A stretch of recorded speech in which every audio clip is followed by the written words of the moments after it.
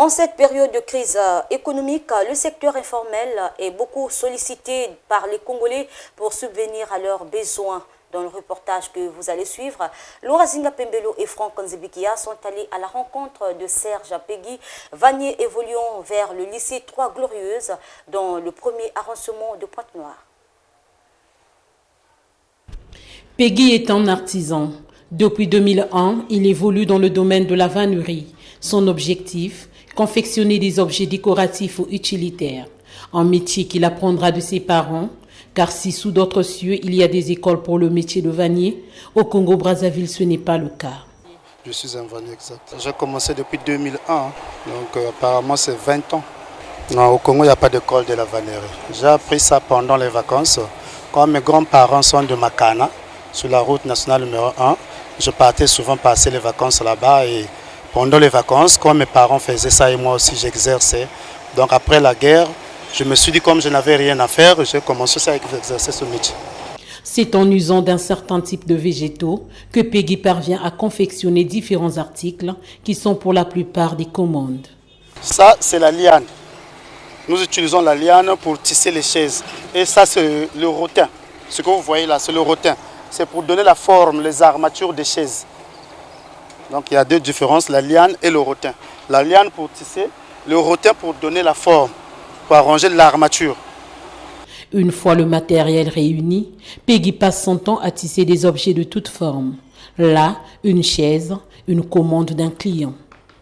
Là, je suis en train de tisser une chaise de table en liane. J'ai commencé ça depuis ce matin. Donc là, je suis en train d'attaquer pour finir ça. Bon, l'inspiration le plus souvent, c'est les clients qui nous amènent le modèle. Le client peut t'amener un modèle que tu n'as jamais fait, mais il te donne au moins la photo. Et toi, étant de la matière, tu ne peux que lui reproduire ce qu'il est en train de te demander. Tel que ce modèle de chaise de table que vous êtes en train de voir. C'est un client qui a amené ce modèle. Nous, on n'a jamais fait ça. Mais on nous a amené la photo et nous, on est en train de reproduire le modèle qu'on nous a amené. Fier de son art, le maître Vanier s'est permis de valoriser ces multiples objets déjà réalisés.